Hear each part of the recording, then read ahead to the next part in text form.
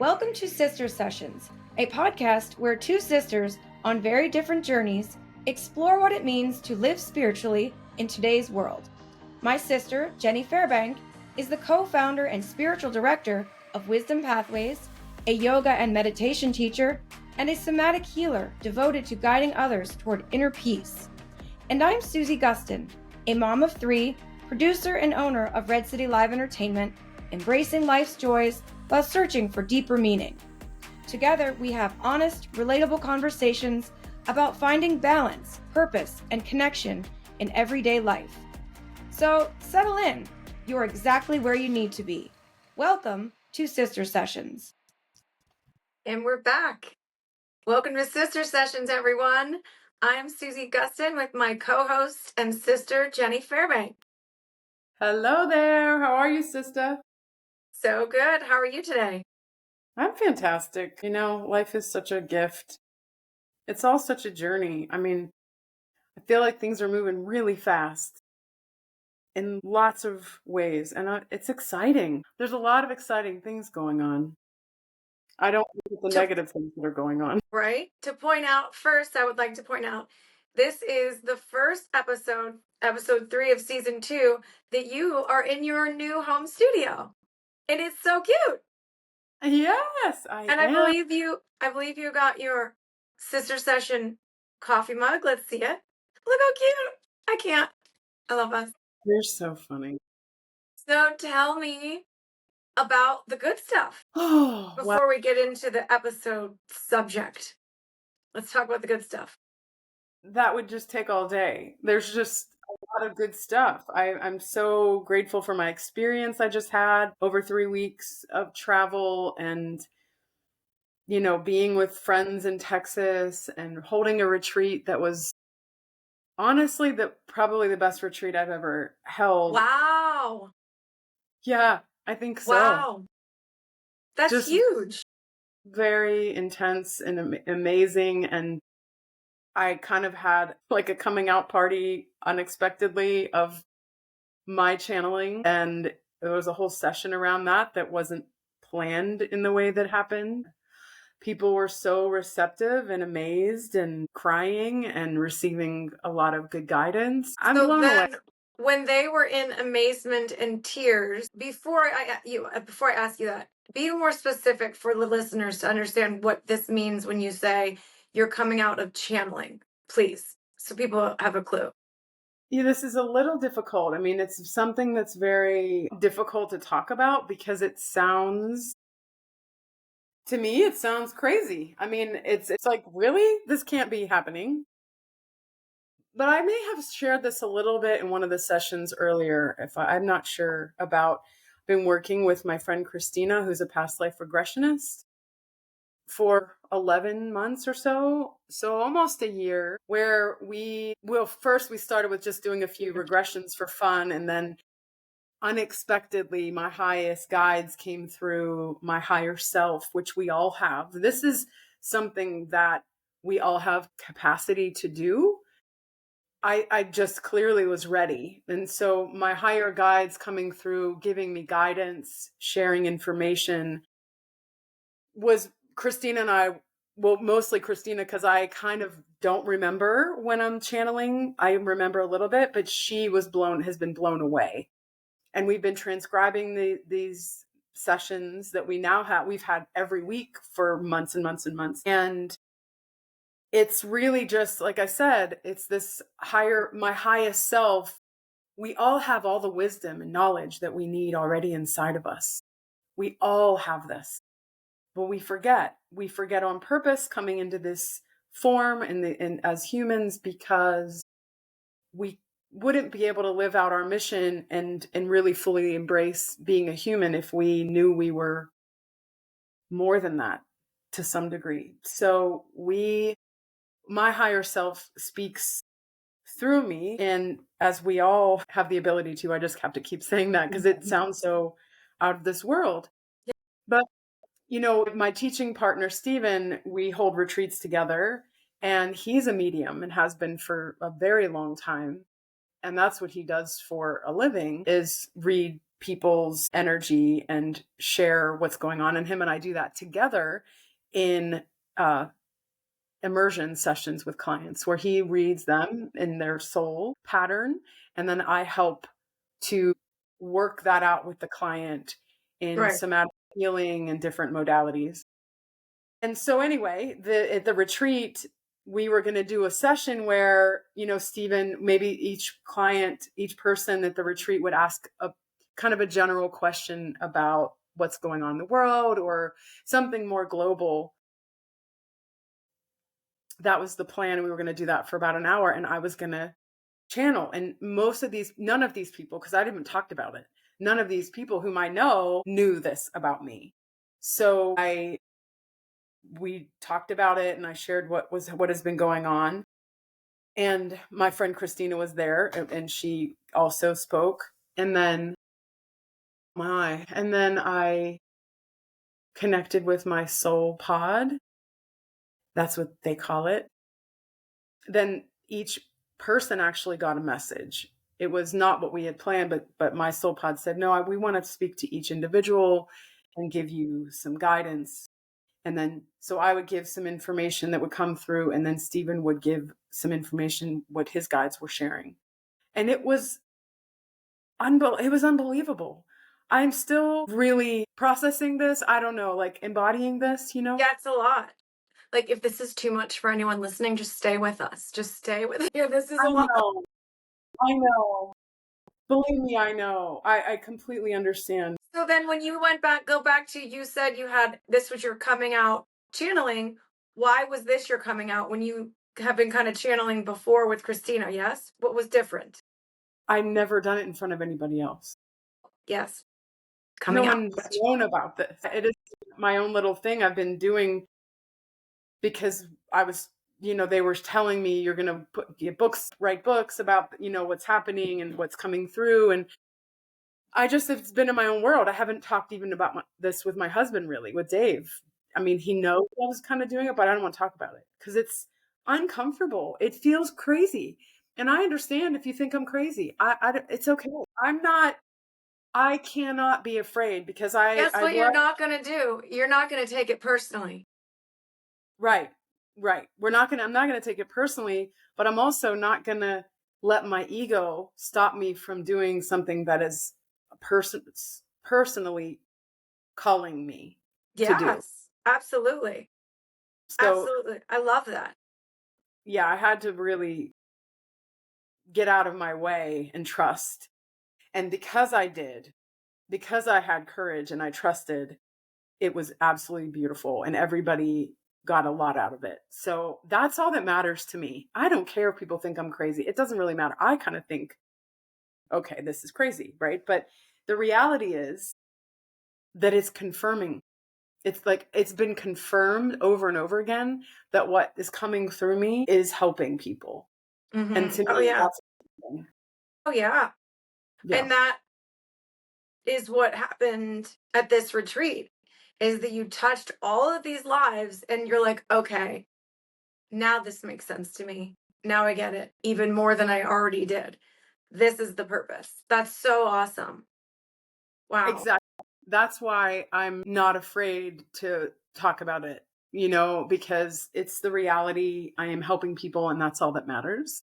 Mm-hmm.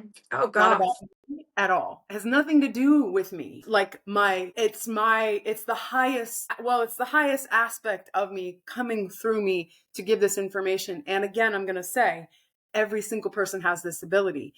You have to get attuned and get in the right frequency to receive it. Yeah. That's the thing. And I think part of it is, I've been in this world for 20 years. I've been meditating for 15 years, 16 years, something like that. I don't know. For whatever reason, it's happening. Yeah. So I'm embracing it. Yeah. I love it. And it is really a perfect segue into the title of this episode, which is It's Not Personal. It's the perfect segue into it because you are living your true self and you're not worried about what other people say or think, because what they do say or think that has any negative connotation towards you and what you're doing is not personal.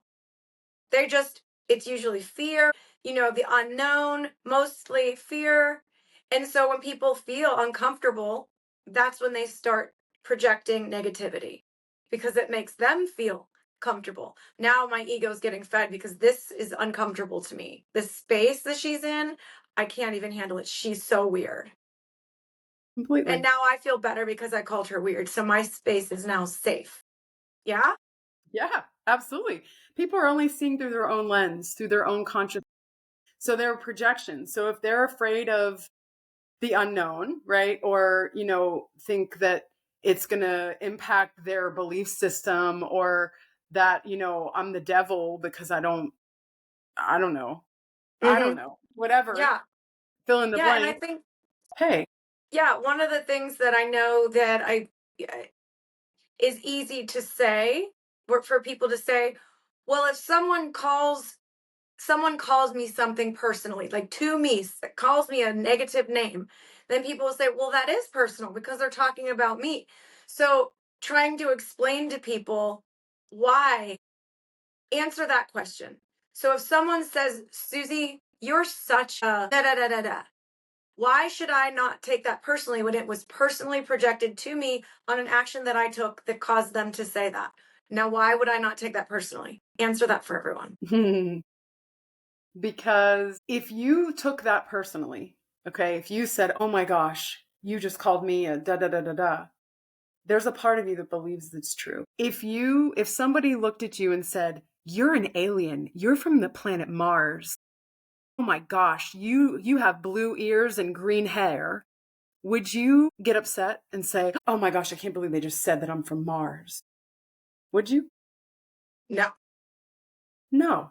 No. You wouldn't. No, nobody would. No, but there are people that could be like, I mean, let's just get into it. People would be like, well, if she thinks I'm an alien, I must look really weird. What's wrong with me that I am being accused of being an alien? What is wrong with me? I'm taking this personally. It is your insecurity that comes out that's Right. saying, maybe I am an alien. But if you knew 100% that you weren't an alien from planet Mars, you wouldn't think twice about that comment. You would just let it roll on. But yeah, yeah, you can think I'm an alien from Mars. Like, I know I'm not, but okay. If you want to believe that, that's cool. Right?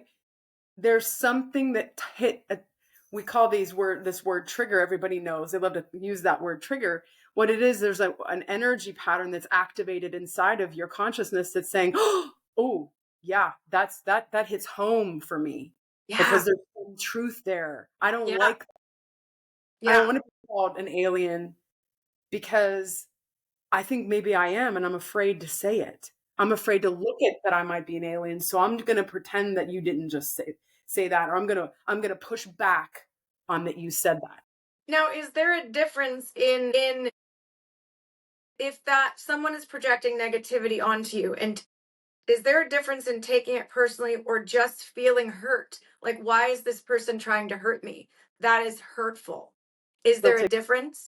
No, it's still taking it personally, because you're saying, why are you allowing this person to hurt you? They're hurting. You're being hurt by them because there's, again, some truth in there that you don't want to look at, that you are afraid to see in yourself. So you put it, you block it, and you block them because you aren't ready to see it. That's what judgment is all about. When we judge other people, we're really turning the mirror and judging ourselves. Mm-hmm. So yes, and that is such an important thing for us all, is to recognize that, because then you spend so much time going into questioning and, well, what did I do? How did I, and you waste so much time. I just listened to a Michael Singer episode this week, and, I always say he simplifies things so much for me. He speaks well to me because he simplifies things.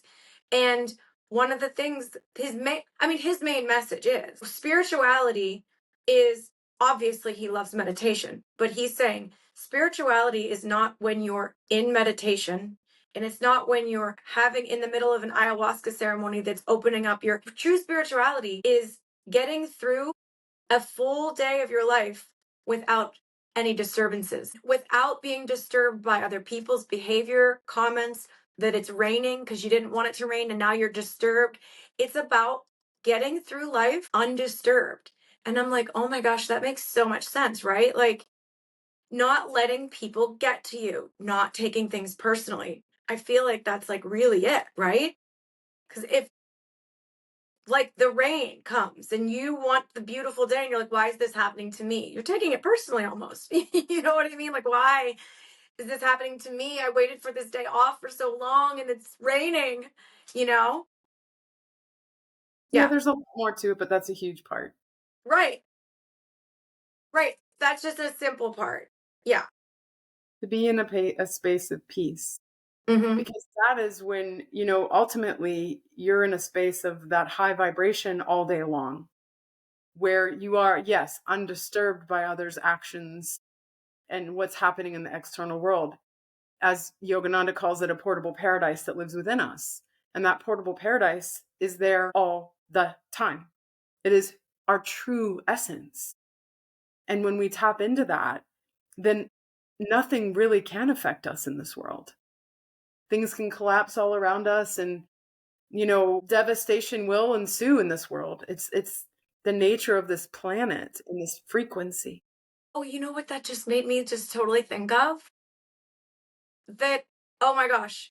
So you know how obviously there were the terrible fires in California that happened in the January. And we had discussed them in an episode, and you were saying that what is the spiritual village that is there that was untouched?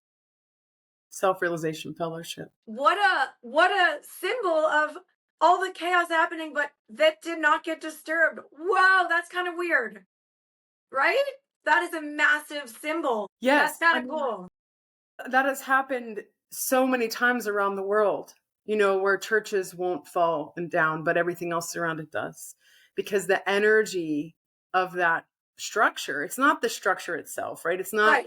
No. the energy of the place that is so different than the other area that it's not going to be destroyed. I mean, there are many reasons why. I mean, there was in that it's called Lake Shrine, is that area in Pacific Palisades that didn't get destroyed, which is owned by Self-Realization Fellowship, which was started by Paramahansa Yogananda in the 1920s. And he, was all around that property. This is a high level soul, a very high level saint. Like if Jesus is walking around, same energy in a way, right? And there are Buddha is also one of those high frequency beings who are direct reflections of source, because they're complete in their lessons and in their journey home. They've made it all the way home to source. And so they come consciously to help reestablish truth on the planet when it has gotten lost. So yes, all of this, saying all this, it's hard and almost impossible for our little brains to fathom, because we are limited in our five senses, most of us, and we are very attached to the physical. What I can see, touch, smell, and taste is all that's real. Mm-hmm.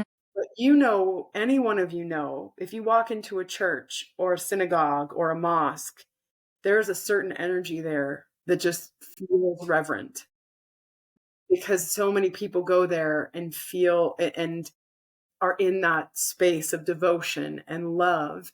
And the more that you pour love into something, the more that it expands. We know this even from science. When you look at the studying, all the studying of water that's happening, there are some people studying water. I mean, a long time ago, over 20 years ago for sure, Emoto, I forget his first name, but his last name is Emoto. He wrote that book, Messages in Water, and he studied water. And he's putting words on glass containers, all the same containers, the same kind of containers, very sterile environment, same water source, poured water in each of these glass containers in the same environment, put words on each one: love, joy, hate, anger, fear, peace. The words that were uplifting, peace, love, joy, the positive, energetic words, the water was crystal clear and vibrant. The words of hate, anger, fear, shame, whatever, all those negative words, the water started to deteriorate, started to get moldy. Mm-hmm. There's another woman, if you guys are interested in this, Veda Austin. She's been studying water now for decades. She's in Europe somewhere. She has a new book out about water. She takes these pictures, images of water right before it freezes. And all of this studying she's done around it, it's mind-blowing. We know that energy is everything, and everything is vibrating on a certain frequency of energy. And if we ourselves, we are energy beings as humans, we are vibrating on a certain frequency depending on what we are consuming. If you're watching negative news all day long, or you're listening to hard, heavy music, that's all a frequency. If you're listening to uplifting music, or if you're around positive people, all of that affects you. Think about it. If you cut an onion or a garlic, which are strong, right? Strong vegetables. If you cut them, you smell it on your fingers, right? You can smell it because the energy seeps into you. It's all shared. That's the same thing. So if you're around somebody who's always negative and angry, that is what you're ingesting. So I'm just saying, and most likely when you walk away from that person, you may not be or feel like around them, you might feel like you're vibrating high in comparison. But as soon as you walk away, you're taking it with you and you don't even realize. Exactly. You know just what like I'm saying? You smell of the garlic with you. Yeah. So you can clear that, though. It's not that you're bound to that just because you're around people who might be that. You can clear that. Not difficult to do, right? I mean, you burn a candle, you burn some incense, you burn some sage, and you say, I clear this energy out. I only want peace and love in my energy field, for example. It doesn't take long, and it does work. It's just like when you scrub your hands from the garlic or the onion smell, it goes away. But if you don't, it sticks on you. Yeah. It's a great example, right? I mean, wash it away. Yeah. Yeah. Don't let people's words stick to you. The ones that hurt you and that you're taking personally. Or sometimes it's not even words. Like we just can get into a funk of trying to analyze people's actions, and it's ridiculous. Well, she usually calls me and she hasn't called me in 2 days. And then you start to think about it for the next 2 days. And well, why didn't she call me? What did I say? Something to offend her last time I talked to her? And you can really spiral, or working in an office and someone, that normally, I don't know, helps you with something or meets you at the coffee stand and didn't that day. And then you start to get in your own head. It's about freeing yourself from all of those thoughts and realizing that other people's actions and words they are what's happening within themselves. It's not personal. Right. But that also, what you're referring to about making up all these stories about what could be, is that goes into making assumptions. When we assume, then it really hurts us because we're usually wrong about what is actually happening. So, I mean, we can't talk about this subject without talking about the book that speaks all about it, which is one of my favorite books on the planet that I've been referring clients to for 20 years almost. Yeah, easily, is this, The Four Agreements. This is the book that speaks to what we're sharing.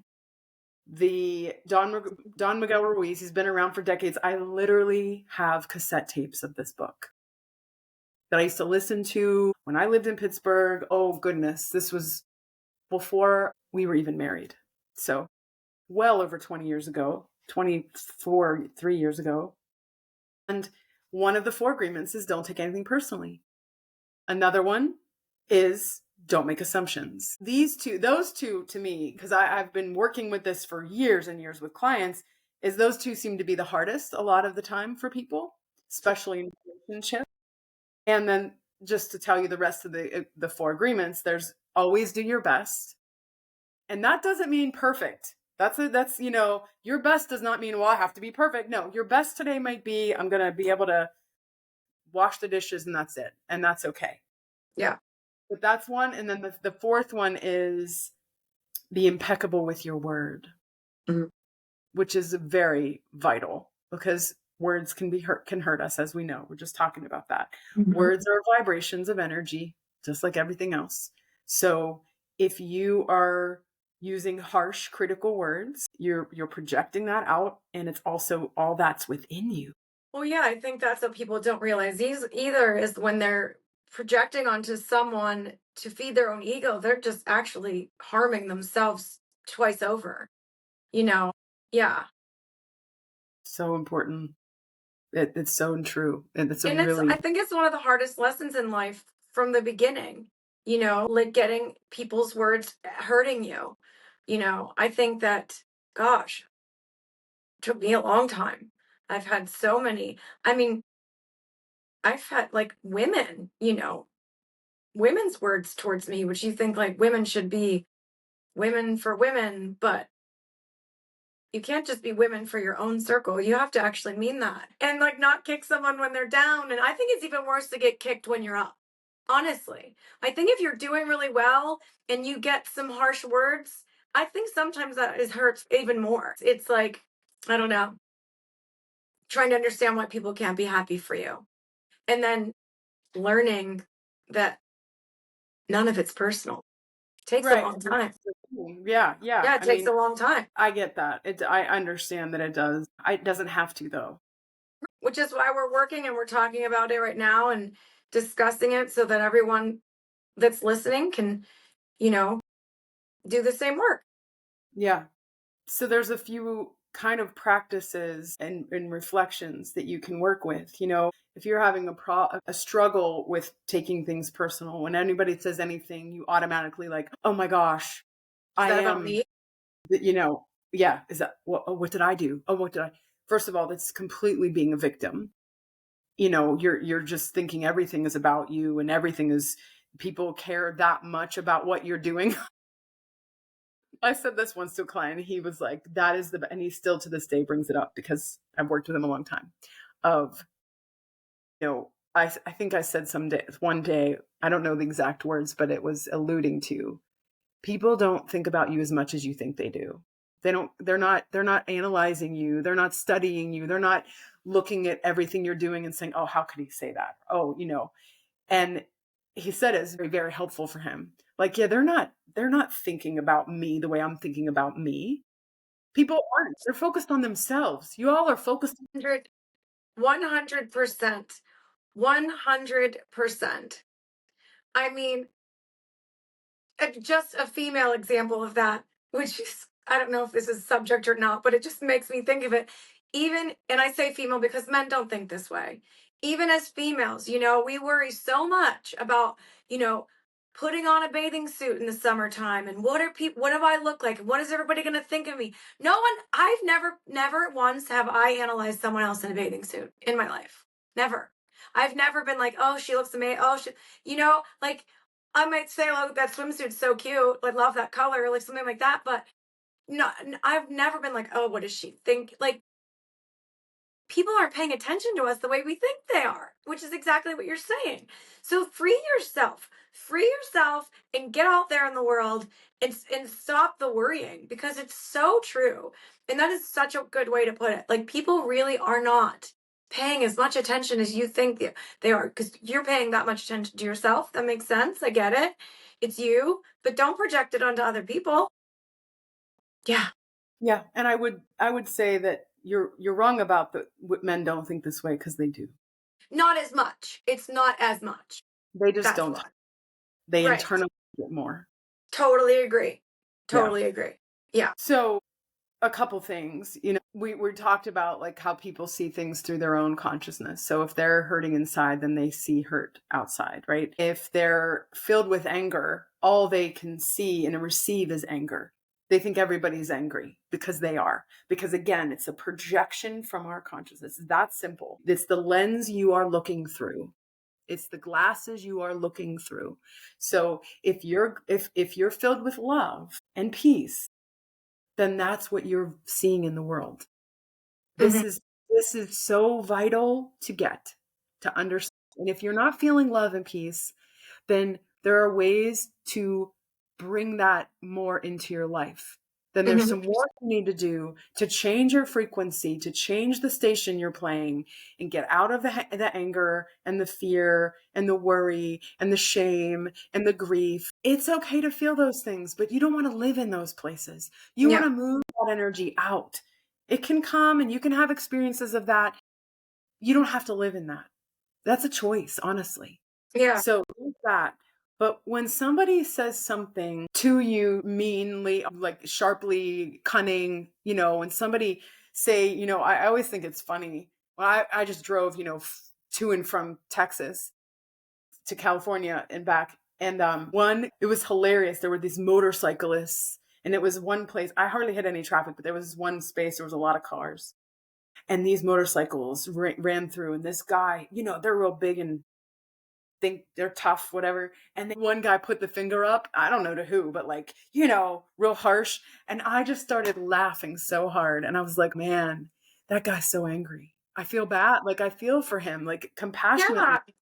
It's true. And it's like, people don't realize the power of their words because, there should be more responsibility in what we say to people, what we tell them, because it's the same thing.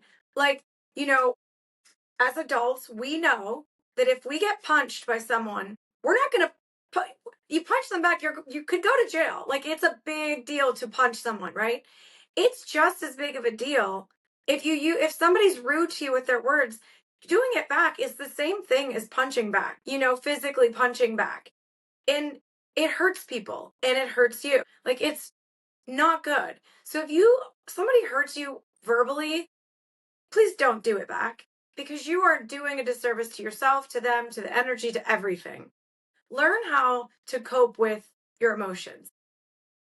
Like, yeah, it's just as bad. Well, it's really, you want to create the habit of, say, when somebody does say something sharply to you, acts in a really negative way towards you, is to take a breath and just go into your heart and have compassion. Wow, they must really be suffering to act out that way. That guy on the motorcycle, the first thought was, oh my gosh, he's so angry. To put the middle finger up in that harsh way, and he's filled with anger. There's no way. If he felt peace and joy on that bike, he wouldn't have done that. There's no Mhm. way. You can't. So go into your heart and have compassion. Don't react and fuel the fire and create more of that negative energy by reacting back to that person. Yeah. But if you do, then you know that there's some work inside of you to deal with. If you do, don't beat yourself up and make it worse by shaming yourself, but say, why am I doing the same thing that person's doing? This guy flipped me off, so I'm going to go and flip him off. Like, what does that do? What is that saying about you? That's saying that I have anger inside of me too, that it just got activated by that Mhm. experience. And again, it's okay. But now this is an opportunity for you to work with your energy and to change it and to go into yourself and say, why am I so angry? What am I angry about? What am I holding in my heart that is creating me to want to react, to get revenge from this person, to feel better? I'm going to show him. Are you really? Like, what are you really doing? What is that actually doing? So, And you can't show someone who's not on that level. You're never going to show them because if that person on the opposite end is not, I have been told so many times, I will show you in that negative way. Well, actually, you're not going. That's whatever that means to you. I hope you accomplish it, but it's never going to resonate with me because I'm not vibrating there. Like, you can't show me what my eyes aren't looking at, you know? yes, absolutely. Well, what they want is to try to bring you on their level because Mhm. it would, quote, make them feel better, subconsciously. angry people want other people to feel their anger and be angry because it helps them. Well, so they think. It doesn't, but that's the subconscious coming up. And I wish all those that have ever projected anything negative on me, nothing but greatness. Truly. I would like to just be left alone. but I wish you well outside of my world. Absolutely. Yeah. Oh Yeah, my God. really, truly, truly mean that from the bottom of my heart. Yeah. Of course. Yeah. Yeah. Why would you not? Look, if people are in that space, that's affecting the whole collective energy field. Mhm. So why would we wish harm on anyone? We wish harm on anyone. Yeah. We wish harm on ourselves. Do you Yeah. see?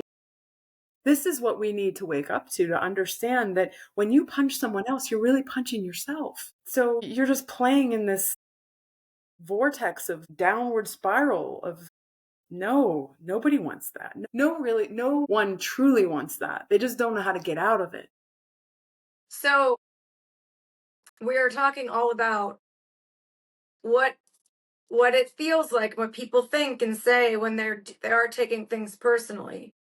Now, I want you to describe what it feels like to go through life not taking things personally. How does that feel? So liberating and empowering, because there is nothing or no one that can harm me. Through your words, your actions, it doesn't matter, because I know who I really am. I know that I'm a being of light that is part of, I'm a fractal of the source of all that is, and that I can't truly ever be harmed. This physical body, sure, but this is a spacesuit that I'm wearing right now, right? It's a limited technology that is amazing, and we need to honor it and take care of it and love it. Absolutely. But it's not who I really am. It's this little suit that I kind of crammed my part of my soul in, because our whole soul can't even be filled in this suit. It's beyond our imagination. So living without taking things personally or being affected by others is being fully clear and liberated into knowing that I am the steward of my own energy. I have a choice in how I think and feel and respond to people. And that I know that if somebody is lashing out at me and maybe even thinking I'm totally crazy for this whole experience I was sharing with you guys earlier, right? Like, oh, she's cuckoo. We don't want to listen to her. She doesn't know what the heck she's talking about. She's a demon. Sure. That's cool. You can feel that, think that all you want. It means nothing to me. It affects me zero. To everyone listening, does this not sound amazing? Like, to Jenny's point, we have a choice. And that the choice of the taking things personally and all that stuff that we talked about negative that I just want to and then now that Jenny's talking about what does it feel like to not do that on a daily basis, she feels liberated and free, and she feels like she has a choice, which is what something we all want. We all want to be able to have a choice and make our own decisions. And why not choose the one that feels amazing? And having the power to say, you really can't hurt me because I am grounded. I am fulfilled. I know who I am inside, and that has to feel empowering. So that's something that, like, get the book, The Four Agreements. It is a wonderful book. I haven't read it in years. I definitely remember it very well, but it's been years. But even if you haven't read it in years, pick it up and read it again. Even if it's not one of those books that you have, like, I'm into books right now. I'm into one specifically, obviously. I mean, no, not obviously. Maybe people read multiple books, but my point is maybe just read 2 pages a day. Just to, like, if you don't have time, put it on your dresser, put it on your nightstand. Yeah, it's a good one. Is so small. It's so easy. It's so tiny. Yeah. And it's really one of the first books I have every client read, because it's the foundation of interpersonal work. Is, these 4 agreements are really empowering when you really live by them.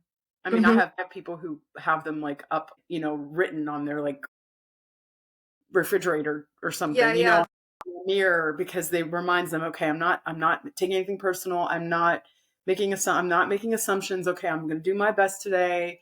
I'm going to speak my truth. I'm going to be impeccable with my word. Those are really amazing tenets to live by. Yeah. I mean, that's just the tip of the iceberg, but Yeah. it's a great foundation. And if you are someone who feels like, well, I've definitely hurt people, I definitely feel like I take things personally, that's okay. That's why you're here right now with us, because this is your first step to saying, you know what, I'm going to let that go. I'm going to let all that go. And starting now, I'm going to be conscious of my behavior, responsible for the words that come out of my mouth, and my viewpoints of how I'm viewing other people's actions. Because like I said, it's not always their words, it's their actions that people can also take personally. Well, she usually sits next to me. She usually sits next to me. Why did she sit next to me today? So just this taking those simple, don't spiral out. And just starting now today, start making those right decisions. Even if they're just you're now thinking about them and you never did before. That's step one. And you'll get that side of life where you can feel free and liberated and empowered and happy and untouchable. That does sound like superhero status. We can be, that was the thing. Yeah. Let's not settle for just how we've always been, but keep working to expand yourself and grow. And this game we're in right now, playing humans, is all about expanding our awareness, about remembering our true nature, who we really are, that we are these incredible beings. And it's the great awakening that's happening. I mean, truly happening on this planet. There's so much going on that isn't in the news, that isn't mainstream, that isn't happening in bigger platforms yet, that it's happening. And it is growing. Like the platforms are growing of these conversations, and it's only going to continue to get better. Things are getting better, and things are, from the material standpoint, falling apart. So I'm not I'm not blinded by what's happening in our world. I know there's a lot of really heavy stuff going on in the three-dimensional realm. Yes. That's not the only thing that's going on, though. On the flip side of that, right, there's a duality. There is dark, there is light energy. There's shadow and light energy. The shadow is really loud and heavy right now. And so if you're focused your attention on the shadow, that's all you see, and that's all you think. You think the world's falling apart. I get it, but it's not. The other side of it, the flip side, the light side, is growing. Just like the dark side, that the shadow is seemingly growing, and it's getting louder because it's wanting to hold on for dear life to not be destroyed. But the light is actually brighter, and there is so much beauty happening on that side. And that's the side I focus on. That's the side I know. And that's why I'm excited, because I know that there's so much greatness going on the light. Okay, so someone's listening and they're like, well, okay, Jenny, that's fine, but we don't live on that side. You can. This is where we live, Jenny. So you know what I'm saying. I know, but I'm just telling you what people are going to. Some people are going to think, well, that's nice, Jenny, but I live in the real world. I love that you said that. I live in the real world. So tell me now, how am I supposed to do what you're doing? Yeah, I'll tell you. What a great question. What a great thing. Yes, I hear you. And I live in the same world you do. I'm choosing to put my energy and attention in a different place. I'm not watching the news. I'm not listening to negative, fear-based information. I listen to my peers and the people who are focused on the great innovations that are happening from young kids, the incredible AI that is changing our world for the better. And yes, there is a dark side to everything. Again, we can focus on the dark side of AI, but there's also a beautiful bright side to this if we use it wisely and with love. And we come from that place of love and not fear. So where are you putting your attention? What are you consuming? What you consume is what you become. Just like food, we always say that, like you are what you eat, right? It's true. You are what you eat, not only in food and in nourishment that way, but also with your mind, what you're receiving, what you're paying attention to. That is crucial. The music you're listening to, the TV shows, are they graphic and harsh and heavy? I mean, all of that matters. So you have to look at your life and really look at, where am I putting my energy? What am I focusing on? Am I focusing on the fear and, oh my gosh, and what if, and oh my goodness, and people are dying? And yes, there's tragedy. There's no doubt there is stuff going on, but we can't change that based on where we're putting our attention. We're feeding it is the thing. When you're living in the fear, and you're like, oh, I'm worried, I shouldn't leave my house, and I'm not going to go anywhere, and blah, blah, blah, blah. Oh my gosh, what if this, and what if that, and what if this? You are feeding that energy. You're making it worse. I'm just going to say it, right? But if you are saying, okay, yeah, that's happening. I know that's happening. I want to stay in a place of peace. I need to be in a place of calmness. I don't want to feel scared. I want to feel love. I want to feel joy. So go out in nature and take a walk. Go smell the flowers. Go listen to the birds. Go put your bare feet in the grass. Go close your eyes and feel the wind in your hair and open your arms. There is beauty everywhere. It goes back to choice. Do you want to live in fear? That's your choice. Go ahead. I give you full permission. I'm not in charge, but go ahead. But I don't think you really want to live in fear. You don't. You're just caught in it. You're caught in it. And if you're caught in it, there's a way out. Yeah. And going back to living in fear is like, that is something that people that project negatively onto others, that then turns into them taking it personally, all stems from fear. Like you said in the beginning, people could think I'm crazy. Well, if people think you're crazy, it's because they're uncomfortable and they're afraid of what you're saying. Exactly. So it all goes back to the fear. Yeah. The other part of that is, what I was just saying about like what you can do, with putting your feet in the grass and doing all those things. The other thing is to focus on what you want to create in your life. What do you want to do in your life? Focus on building something beautiful in your life. Oh, yeah. Anything small, like you just did. You got a picnic table for Mother's Day. Beautiful early gift, right? And what created those, Suze, is this space for you to be with your husband outside while he's gardening, and you can have this beautiful table to sit on. That's what I'm talking about. That is living in, I'm creating my life the way I want it to be, in the space of joy. That's joy to me, right? You're like, oh, now I have some place to hang out with my husband that I can sit down and we can chat, and I can have lunch there for Zane or whatever. Instead of, you could have been like, oh, no, I don't want to spend any money. What if this happens? And what if and I'm afraid, and we're just going to blah, blah, blah. Yeah.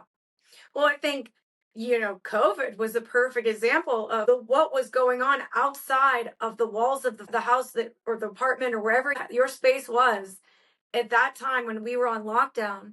What did you create inside while the world was literally dying outside of us? And what space did you create inside? I think that looking back on that and asking yourself that question, and if the question is not a good answer, that's okay. So understand where you're going to take that. What are you going to do with that information of where you were in that moment? If it was dark, if it was this, so okay, if it ever happened again, you wouldn't want to repeat the same pattern. So doing the work now so that you're comfortable with yourself when no one else is there. And I mean, I'm not saying you were alone, because I was with my family, but what did the environment look like? What kind of environment did you create? Yeah, that's a great way to reflection. It's such a great reflection. It's really important because you get to really see who you are. And please don't judge yourself. Very crucial. Just be neutral. Just say, oh, wow, yeah, I was maybe really afraid, or I was really angry. or whatever. It's okay. Yeah. But that's a really good point in a way of reflecting back at that. How did I handle that? Because there are going to be other really difficult things that come.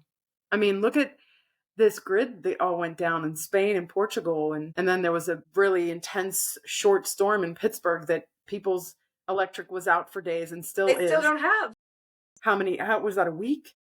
They still don't have. I think at least, yeah, because I was away. They still don't have. It happened Tuesday night because I know people there that I work Okay. with, and and today is Tuesday, isn't it? Oh yeah. Yep. A week ago, and people still don't have electricity. Mm-hmm. So these things will continue. How do you handle it? How do you handle it? How do you want to handle it? That's really vital to stay calm. Think solution focused, right? What do we need to do? Let's buy some extra candles. Let's be prepared. Do we have a generator? Do we have something to back up if things go down? Could we keep the refrigerator on? Mm-hmm. You know? But don't be afraid. There was a story, I didn't read it. It was in the Post Gazette. I didn't take the time to read it, but it just reading the title of the story and a little snippet of what it was about. It was an apartment complex in a neighborhood that has houses, not all elderly people, but there are some elderly people, some people in wheelchairs still don't have power. And they came together like on the grounds of the apartment, and they're grilling for each other and they're feeding each other, and they're coming together as a community in that building and saying, hey, we're here, we're in this together. Let's cook for each other. Let's come together. That is glad that made the newspaper. Instead of, these people were in, I don't even want to go the negative. That was awesome that made the paper. And good for them. That's exactly what I'm talking about. That is exact example. That is it. And you see us as humans in tragedy, what we do. We do come together. We have many examples of that over the years. So do that now. You don't have to wait for some disaster to be more connected to your neighbors and loved ones and your community. This is the future. I see community, like really taking care of each other. Yeah. Not just like locking your door and, you have these big, beautiful homes and nobody knows each other around. They're just, in their own little world and like. Go in the garage and close the garage door and get out of their car. Yeah. Yep. That's why I do love having a front porch. I love having a front porch. Yeah. So I do have a little meditation to share if you want me to kind of. Yeah. Before we go out, because we're going to go out with that. Before we do that, as usual, just want to we love all of you for listening. We are so grateful that we have this space to share with you. And we definitely ask, if you are enjoying us the way we're enjoying doing this with you, please share us with your friends and follow us on Instagram.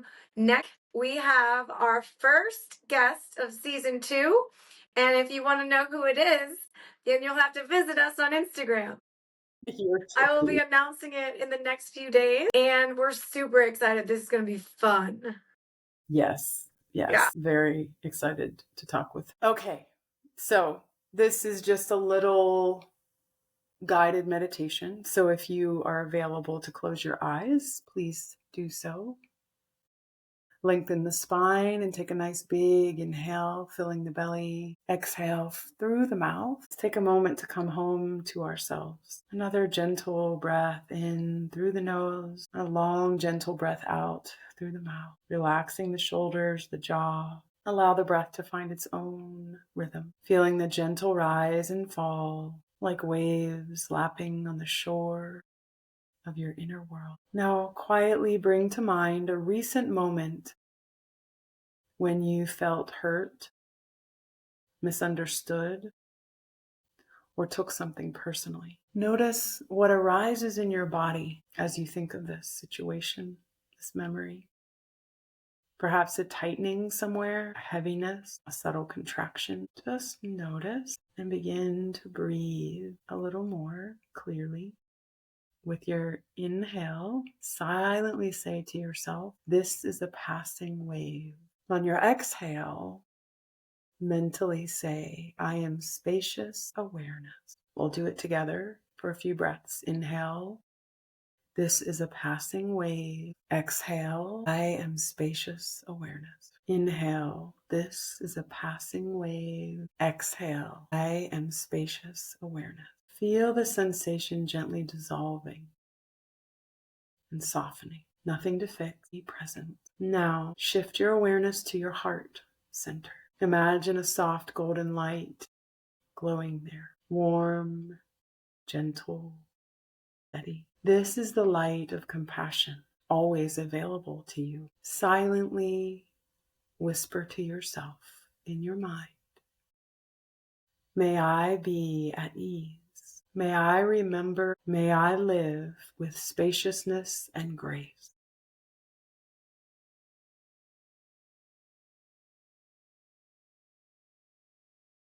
Let these words land in your heart. And each time you pause, breathe and remember, you return to this vastness within you. Carry this spacious awareness into the rest of your day and beyond. Breathe in and breathe out. And open your eyes when you're ready. All is well.